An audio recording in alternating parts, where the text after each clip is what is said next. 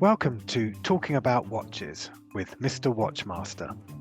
I'm Andrew Cantor, co-founder and editor-in-chief of MrWatchMaster.com. In these podcasts, we're going to talk to amazing people in the watch world and discover some fascinating facts about them, their collections, and what they love about watches.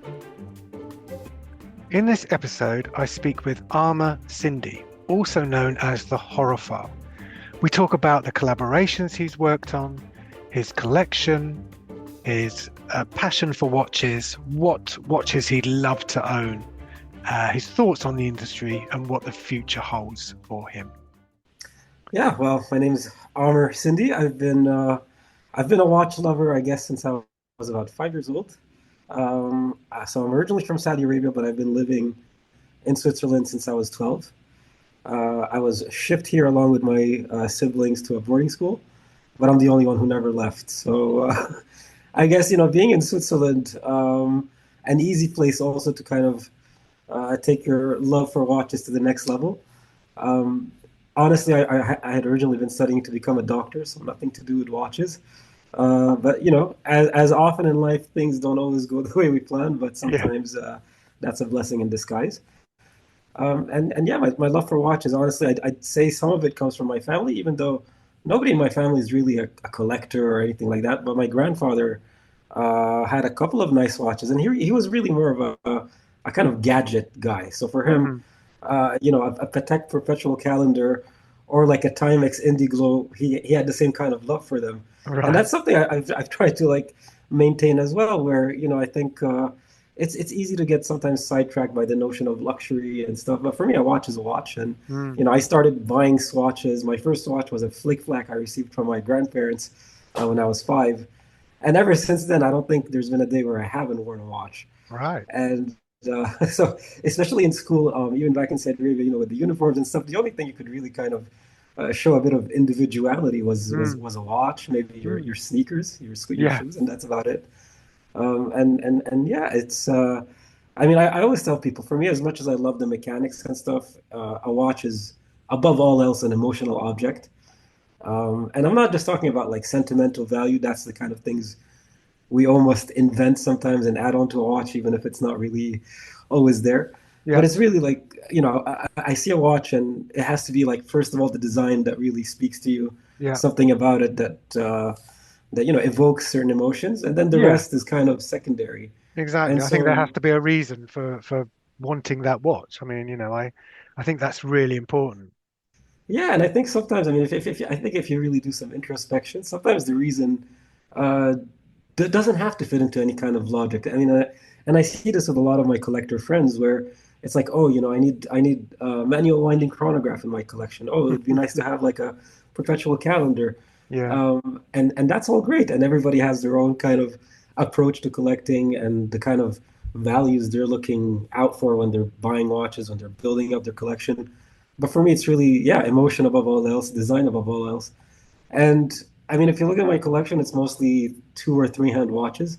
I don't do a lot of complications in general because at the end of the day, I'd like to think I'm a simple man with simple taste. Mm. But yeah, no. So definitely more, I'd say, on the design side of things. And honestly, I think where things really kind of picked up for me was around 2006. Towards the end of 2006, I had just finished business school in Switzerland. Hmm.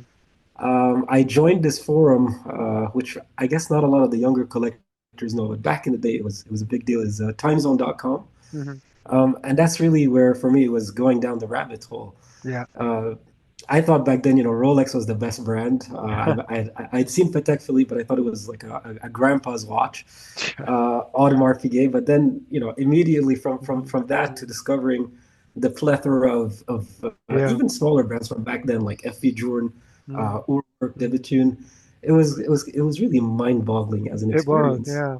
It's fascinating you mentioned Rolex. Obviously, it's so ubiquitous now, and it really is testament to the fact that they were so fantastic at marketing. The fact is that they were right there at the beginning of that time when they put a watch on the lady that swam across the English Channel for the first time, the Oyster watch. It was just brilliant marketing. But so look, let's move on. Tell us a bit about business. How's it going at the moment? Business is good. You know what? For me, it's been a year of transition. So for people who don't know it, it's not a part of my life. I often share with people on Instagram and stuff. But my first and last job ever was working for Hublot. Funny Oh, enough. So it started you in keep that 2000. quiet. Well, I'm actually, yeah, not so much. I mean, I'm Sure, kind of proud of it because I'm honestly, joking. I mean, Hulu gets a lot of hate, sometimes understandably so. Mm, But at the same time, I think in terms of what they've done with materials and even just as a marketing machine, honestly. And for me, I was really interested in marketing when I was in business school. So hmm to have been able to join the brand in around 2007, that was really still at the nascent phase with Jean-Claude Beaver. And having left in 2012, after it had been acquired by LVMH, it had gone when I started from a 40-man company to over 300 employees in Switzerland. It was quite a transformation, mm, and I say it was a good experience because I mean, working for someone like Jean-Claude Beaver was, an experience in and of itself. But I think also seeing how things change when a brand grows, when it becomes a bit more corporate, mm. um, that's I think what really kind of ignited my passion more for independent watchmaking. Whereas like I saw how things are done at a group level and I didn't Mm, really like it. yeah. So I was like, okay, there must be more than this in watchmaking. There must be something that's still Mm, kind of artisanal, that's still yeah. done with passion and not just numbers. And so I have to thank Hublot because if it wasn't for Hublot, I probably wouldn't have gotten as deep into like independence and micro brands as I am today.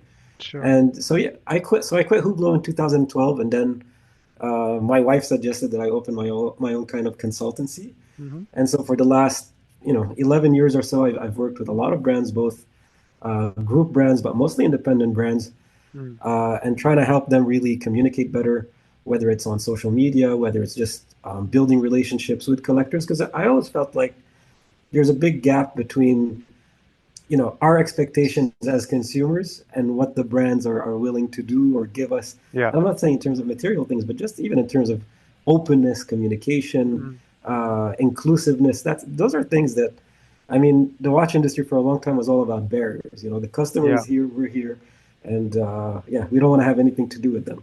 So I've tried to break down those walls, and Yeah. I mean, I can't really talk about my clients much, but I'm happy to see that a lot of them have gone through quite a turnaround in the Yeah. last 10 years. And it's a great time really for smaller brands, for creatives. Yeah. Absolutely. I think it's much more interesting as well. I think I think every watch tells a story, and I think there's always that sort of journey you got to take your potential customer on. They want to feel inclusive. They want to feel it's for them. Personalization's become a really big part of it. Customization. Everyone wants something Yeah. that's unique or limited. So that's I think really feeds into that. So look, tell us what you're currently working on. I know you've done a lot of stuff, but Well, what's on the horizon for you now? What are you doing? well, a lot of my focus for the last 4 years, even though people have only seen it in the last 9 months or so, is a little project I started with two friends from the industry. It's called Colloquium. So hmm it's a new brand. Well, we say it's not a brand; it's actually a project because we're just three people doing this as a side hustle, if I can say that. All right. But it really started it was 2020, peak of the pandemic, hmm and we were just looking around at the industry, at the market, and especially among micro brands. And I'm like, okay, today the barriers to entry are quite low, actually. And at the same time, I feel like in terms of innovation in product design and watchmaking, it's something that I feel sometimes is a bit lacking.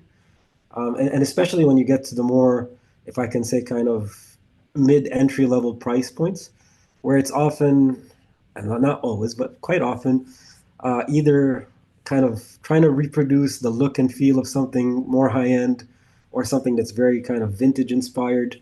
And I always felt like, okay, but there's something that's sorely lacking in terms of design. And so with my partners and I, and we share a lot of things in common in terms of tastes outside of watches. We really wanted to do something that's kind of antithetical to fine watchmaking. So we had this idea of doing what we call, I mean, neo-brutalist watchmaking. Yeah. So 4 years later, we came out last November, if I'm not mistaken, with the first kind of edition, which was not for sale. It was a friends and family edition, and Mhm. yeah, people kind of went nuts because it's something that's honestly never been done, whether it's the Yeah. case, the dial, the Yeah. design. And so at that point, we realized, okay, this is no longer possible to continue as just a Monday evening project. It has to be a bit more consequential. Yeah. But at the same time, I've also been, still doing a couple of collaborations with brands. Most recently, during Geneva Watch Days, we shared with Louis Ra the sequel to the Metropolis trio we did last year. Yeah. And what was fun with that was, again, I looked at their collection, and I have like, I think 8 or 9 Louis Ra watches now, most of them collaborations. Mhm. And I spoke with Manuel Lemsch, who's a good friend, also a partner now in Colloquium, and I've known him since I was 18, I think. Um, I said, look, in the entry level, I think as a basic kind of core collection, we could do something interesting. And I'm really into typography, Mm. and I feel like there's something to be done maybe with something Art Deco. Yeah. And so the idea really started with this project to do something around Art Deco numerals, Yeah. and the rest of the dial, the hands, everything came Yeah. afterwards. It really started with just numericals, really, Yeah. because I always feel like typography in general in watchmaking is something almost that's treated as an afterthought, Yeah. No, and you see true. a lot of very basic kind of fonts Yeah. and typefaces. Yeah. Yeah. So again, it's kind of fun, and especially with these smaller brands, it's great Mm. that they're able to do things to cater to, people like myself to be a bit more Mm. experimental, Yeah. and so Pushing the that's boundaries. Yeah, absolutely. absolutely. Yeah. And then, well, with someone from your side of the pond, let's say, I don't know if you know Pietro from the limited edition, Yeah. also a good friend of mine. So we've been working on a couple of projects together. We did the first one, I think we launched in 2021 with a Spanish brand called Ophian, Hmm. and so we've been working on the sequel to that one. And so yeah, it's kind of great because I Mm. mean now we have our own brand, but I'm still doing a couple of things here and there with other brands. Yeah. So it's kind of fun. It's always refreshing to do different things and not get too bogged down on just one Yeah, project. I think so. Keeps it interesting. Yeah, absolutely. So let's tell us something we don't. You call yourself the horophile, so Yeah. tell us something we don't know about the horophile. Well, what can I Is say? there anything? I'm sure there's a lot. Look, I still love Hublot. Funny enough, I bought Oh, one. okay. That's fun. I bought one like when was it? 2021, I think. Right. Um, and what else can I say? Yeah, I love purple. People Yeah. already know Yeah. that. Yeah. I think what a lot of people don't know, however, is that when I started doing a lot of these purple editions, with brands like H. Moser and others, it was a time when I promise you, not one brand would have a purple watch in their Yeah. lineup, True. unless it was maybe some like small 33 millimeter ladies piece with diamonds on Mm. the bezel. Yeah. Nobody wanted to touch it. And I remember even a few years ago, you'd go to Watches and Wonders, you'd go to any of the trade shows, and what you'd see is, oh, this year's theme is blue dials or green dials. I'm Mm. like, Yeah. in any other industry, would this like pass? If you go to a car show with, I understand for like legacy models, yeah, a new color could be cool, but I mean, in watchmaking, we tend to be so conservative that I always felt purple like it's not just a women's thing. And now I'm kind of happy to see that a lot of brands are doing it and it's no longer taboo. So I Mm. mean, in my own little corner, I'm happy to have contributed somehow to that. And what else can I say? Where did the Yeah, why purple though? What is the connection? Why do you love it so much?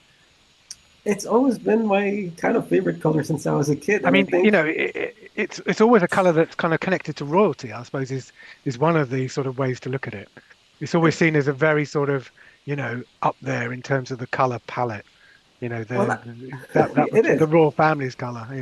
Yeah, I mean, there was a time I think, when purple was the most expensive pigment that you can buy, and that's why it Mm, used to be used, by monarchies, by the Vatican, yeah, and yeah, things like that. I mean, you have a whole empire that was built around basically being able to produce and sell the purple pigment back in the day. yeah, The yeah, Phoenicians, exactly. Yeah, um, the Venetians were really, that was yeah. where I remember seeing it. So But for me, amazing. if you ask me, it probably, and this is going to sound silly and something you can probably relate to, is I loved Cadbury chocolate as a kid, and if you remember in the old days, they used to come with a kind of purple aluminum foil almost Yeah, wrapping, and then you yeah, had the yeah, yeah. paper. They And did. there was something about that metallic purple that I thought Yeah, was just It's Oh, so amazing. beautiful. It's Exactly. almost a Pavlov's dog kind of reaction. I Yeah. think where purple equals happy, So, Yeah. so No, that's I get probably it. where it I comes get it. from. Okay, so let's talk about you as a collector. That's what you do. What watch do you wear? What's your sort of go-to timepiece? Well, I mean, and it's not to be pushy. I'm not trying to be a salesman, but it's true that lately, I mean, the only thing I kind of wear is my own brand. So that's the Yep. Colloquium, and that's the one we're actually launching next Tuesday. So nobody's Oh, seen it okay. yet. Yep. Perfect. But Perfect but timing. yeah, but honestly, the thing is, look, I kind of, I mean, I'm all about eclecticism. So, Hmm. my watches go from as classic as a Patek Calatrava to as loud as a Hublot Semble, a collaboration Mm. they did with a tattoo artist. But on most days, honestly, I just enjoy micro brands a lot more. I think over the years, there's a certain satisfaction when, I mean, look, watches by definition are kind of objects we don't really need. Any mechanical watch today, I think, is a luxury item, regardless Hmm. of price point. Yeah. But I get so much satisfaction from watches that are, let's say, more affordable but smaller production things. Well, like what we're doing, but also like Louis Ra, L'Aventure, Ming, those kind of brands. Hmm. Hmm. And there's something fun about wearing a watch that okay, like you don't have to worry about too much, but it also brings you as much pleasure as something Yeah. super high end. But once in a while I'll switch. I mean, yesterday I was wearing a Ressence, a Belgian brand that I really love. Hmm. Last weekend I wore a De Bethune. Hmm. So a bit all over the place, really. I Yeah. try not to get too hooked on one brand or one kind of Yeah. watch, and I think that's the beauty of this hobby is that there's so much Exactly. choice out there. Yeah. And does it sort of in terms of what the mood you're in or where you're going, does that sort of affect what you're wearing as well? Absolutely. I think for me, I mean, watches are very moody objects Mm. in themselves, and it really is like, yeah, I'll wake up in the morning and then go to the watch box and Yeah. decide, okay, like today feeling a bit more black, or I want something a bit more. Yeah. Um, Yeah. so I, it's I I often sort of, I put one on in the morning and then by the afternoon I'm wearing something else, so it can even oh work like well, we that. have that in common. Actually, yeah, some days I can change watches like 2, 3 times, no All problem. right, cool. It's really and that's a beautiful thing about watches. Mm. It is something that's so complementary and an extension of yourself to an extent. Yeah, absolutely.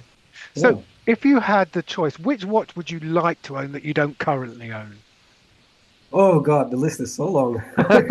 Where to begin?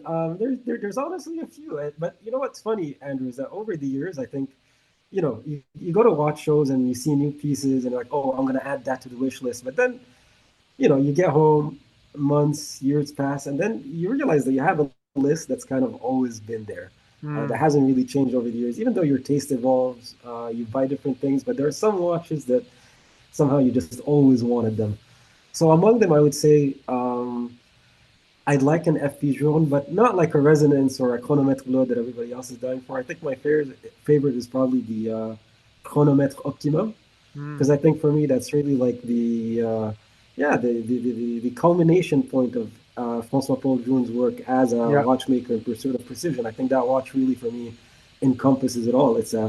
In theory, it's a simple three-hand watch, time only, but the way it's made is really like in pursuit of precision, and I really appreciate that. Hmm. I'd also really like, for example, an Urwerk at some point. Again, a brand that I've had my eye on since I first got into the hobby in a deep way, like back in 2006. And I think one of those days I'm gonna probably try to go for one if finances permit. Yeah. Wow. Then there's MBNF. And I Yeah. love what Max does. I mean, you don't have to like everything he does, but I think just the creativity and the individuality in all his creations is really Mm. something Mm. that hasn't been done. And I mean, I see myself more as a legacy machine person. So down the line, I would love an LM 101. Hmm. For me, that's a beautiful piece. And because if you look at all the MVNFs, it's probably the only model that's asymmetrical. Mm. So for me, it really kind of stands out.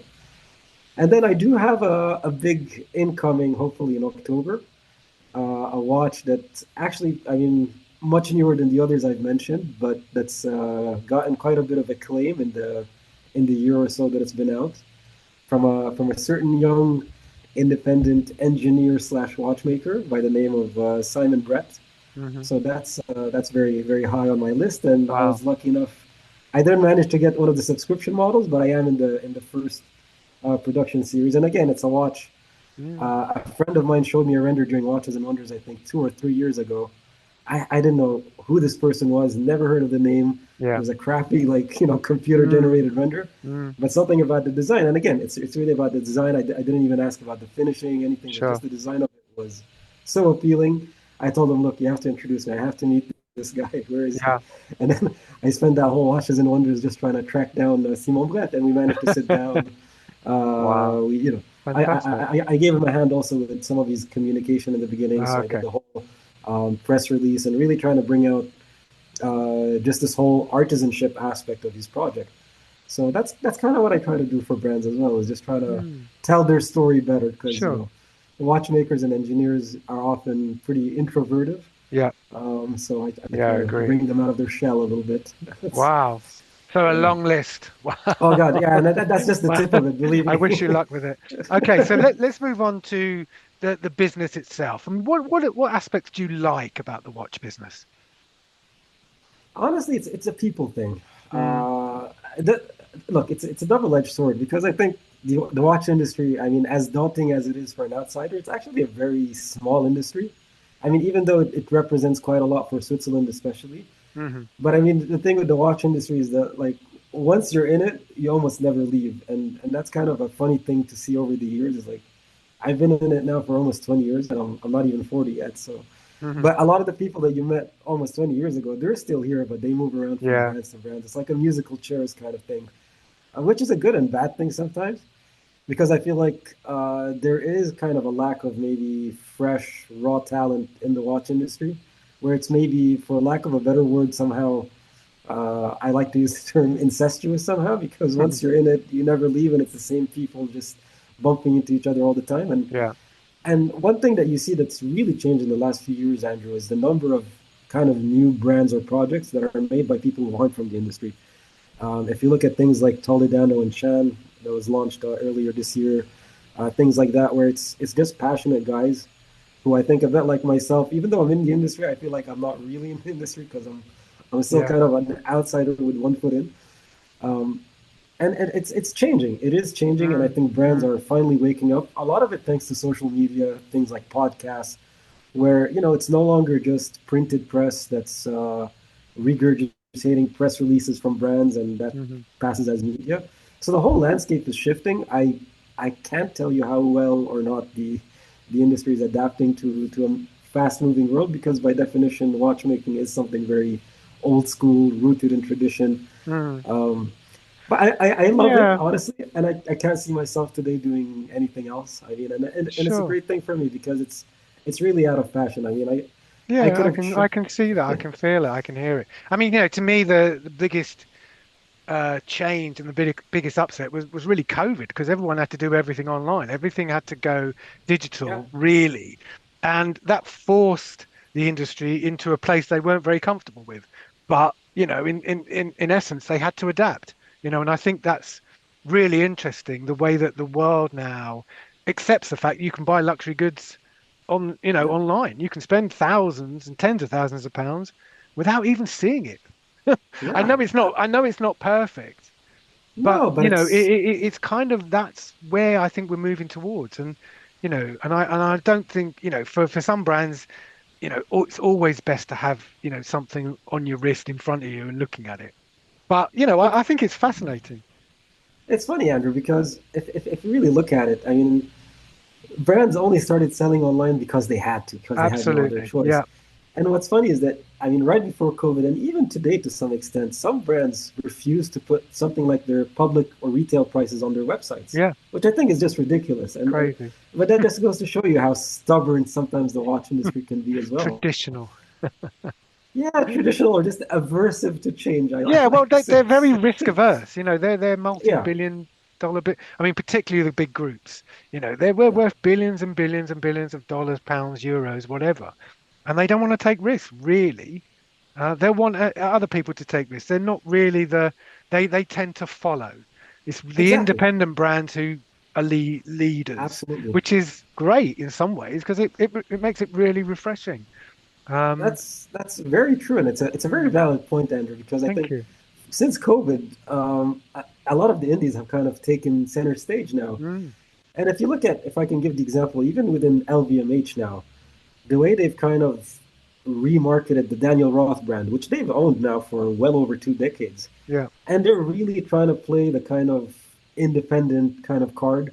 I mean, doing a subscription model as if, Mm, LVMH needs to yeah. bankroll a subscription model is just to Sure. try to gain Mm, legitimacy by, and I'm not criticizing in a way, but it's just funny to mm, show how mm. things have changed, where independents were usually in a little corner of Basil Yeah. World or Watches and Wonders, and Yeah. now they're kind of the main attraction. Uh, Absolutely. Yeah. and I love that because when I got into indies, I mean, it was something that you really got into. I mean, this was the mindset back then, is that as a collector or whatever you want to call it, you have to buy, a Patek, maybe a Lange, a Vacheron stuff, and then once you have a solid collection, you can start exploring indies. Yeah. Whereas today, what's great is like a lot of these younger collectors, like myself. I mean, Yeah. They I go I the other had way a around.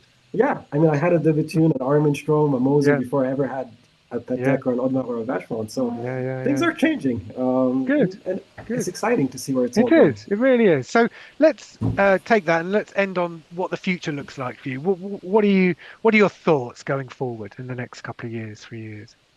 What are you going to be Ah, doing?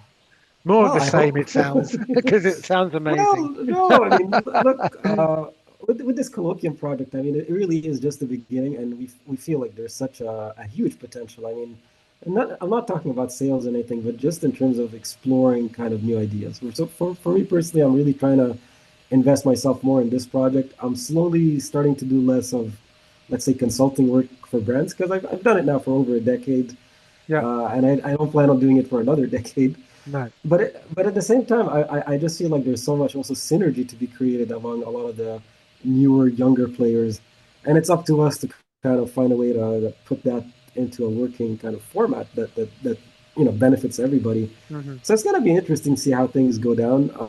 The next few years, I think, at least the next year, looks quite challenging for the watch industry.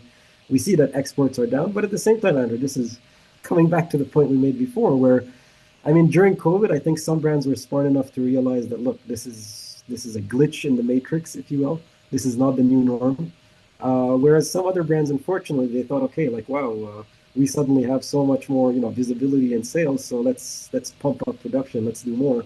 And now this year, they're kind of paying the price for that lack of, foresight. Yeah. So it's going to be interesting to see. I think there will probably be a bit of consolidation within the industry. I think we will hear of either more brands being bought up by groups or some Hmm. brands, Hmm. unfortunately, disappearing. But at the same time, I mean, there's a record number of new brands coming onto the scene as well. So it's really hard to kind of gauge that. But I think as long as people and brands stay creative, I think it's looking quite promising in the long term. So let's leave Yeah. it on a Excellent. positive note. Absolutely. Yeah. Always good to be positive, but it's been great to talk to you. It's been great to meet you.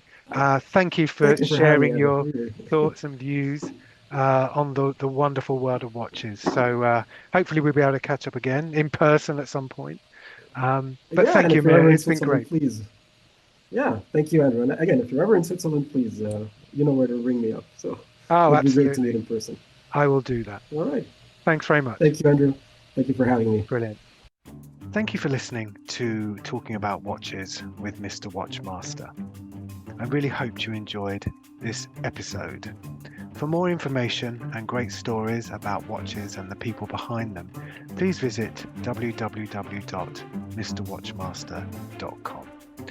I look forward to hearing from you soon and hope you enjoy the next podcast, which is coming up.